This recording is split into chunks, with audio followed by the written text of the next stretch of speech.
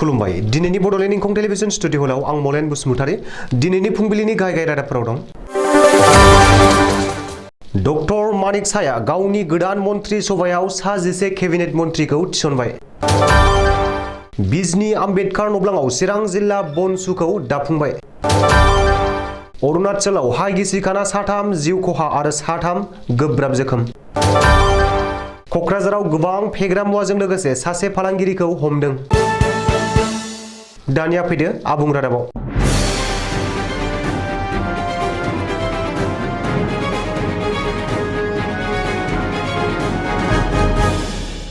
त्रिपुरानि गोदान गिबि मन्त्रि डक्टर मानिक साया गावनि गोदान मन्त्रि सभायाव गासै सा 11 मन्त्रिखौ थिसनबाय। समबारखालि रायजो बेंगिरिनो लाइजाम लिरनानै गासै सा 11 नि मुंखौ दैथायहरदों। अदेबानि सोर मा एबा बबे बिफानखौ मोनगोन बेखौ दासिमबो रोखा जाथ'वाखै। सुलुङाव फोरमायनाय बादिब्ला मंगलबारखालि रायजो बेंगिरिया बै सा 11 केबिनेट मन्त्रिखौ समायखिरा लाहोनो हागौ।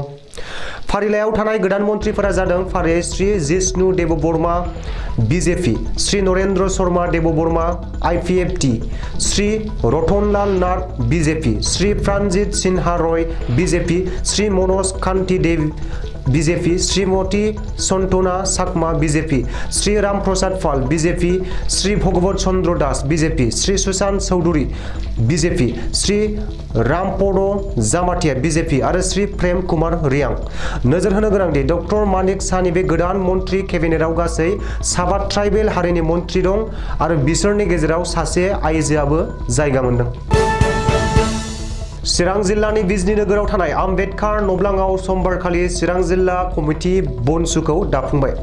बे गोदानै दाजानाय चिरां जिल्ला बनसुनि मावफुं आफादाव दं फारियै आफादगिरि बिबानाव दं इन्द्रजित कुमार, लेङाइ आफादगिरि प्रणय मुसाहारि, दीपक मुसाहारि, सोमखोर बसुमतारी, गाहाय नेहाथारि मार्कुस नार्जारि, लेङाइ नेहाथारि सोमखोर बसुमतारी, बुंथिगिरि मेनन नार्जारि, ट्रेजारार बिरथुम इस्लारि, लोगो treasurer Francis Narzary, social service Sujal Basumatary, Ripon Goyary, डिभेन एन्ड सिम्प'जियाम दैथुन बर', मनिलाल बसुमतारी, अर्गेनाइजिं नेहाथारि खोरोमदाव बसुमतारी, जगदीश ब्रह्म, अनसुमा बसुमतारी, अर्गें ब्रह्म, सुबुं फोनांजाब जायख्लं बर', दाफन दैमारि।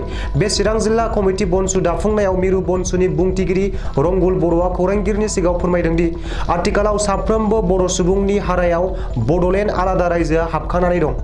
बेखायनो बर'नो आलादा रायजोनि गोनांथि दं आरो बनसुनि गुबै थांखियानो जादों आलादा बड'लेण्ड दाबि खालामनाय। दासिम बिटिआरनि मोनफ्रोमबो जिल्लायावनो बनसुनि जिल्ला कमिटिया दाफुंजाजोब्बाय।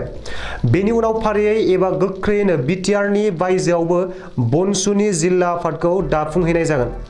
आथिखालाव बनसु आफाद दानायाव एबसुनि जेबो खहा जाया आरो बेखायनो रावबो खर' सानांगौ गैया। मानो होनोब्ला आसामावबो आथिखालाव आसु थासेयावबो आसाम जातीय छात्र परिषद दं। अब्लाबो नाथाय आसुआ आसुयैनो दं होननानै रंगुल बर'आ बुंबावदों। थाद'नाय गैयै जुब जुब अखा हानायनि जाहोनाव गोबां सुबुंफोरनि न' बां हा हु लोमसावना सिलिंखार जादों। अरुणाचल प्रदेशनि इटानगर यागुमस कल'नियाव गोबां थाद'नाय गैयै अखा हानायजों गोजौ हाजोनि हाया रुइखांना गिसिखानानै 3 सुबुंफोरनि जिउ खहा जादों। दासिम जिउ गोमानाय सुबुंफोरनि गोथै देहाखौ रैखाथि हान्जाया 2निखौल' बोखांनो हादों। गुबुन सासे गोथै सह'खौ बोखांनो हायाखै। बेनि अनगायैबो बे हा गिसिखानाय जाथायजों 3 सुबुंफोरा गोब्राब जोखोम जादों। सुलुङाव मिथिनाय बादिब्ला हा गिसिखाना जिउ गोमानाय सुबुंफोरनि मुंफोरा नगेन बर्मन, कुसुम राय आरो तापस राय होनना सिनायथिनाय जादों आरो गोब्राब जोखोम जानाय सुबुंफोरखौ मोजां फाहामथाय होनो थाखाय देहा फाहामसालियाव थिसनथाय हरबाय होननानै मिथिनाय जादों। पुलिस बिफाननि गोख्रों नोजोर लाखिसेयावबो आयेन बेरेखायै स्रोद ड्राग्सनि फालांगि खालामबाय थानाया जोबनो थाङाखै। समबारखालि क'क्राझार शान्तिनगरनि हनुमान मन्दिर खाथिनिफ्राय पुलिसआ मोनसे स्रोद सुलुंनि गेजेरजों आयेन बेरेखायै ड्राग्स फालांगि खालामनाय सुबुंखौ हमनो हायो। सुलुङाव मिथिनाय बादिब्ला पुलिसजों हमजानाय ड्राग्स फालांगिरिनिफ्राय गं 25 हिर'इन बोखांनो हादों आरो हमजानाय ड्राग्स फालांगिरिनि मुङा सिराजुल हक।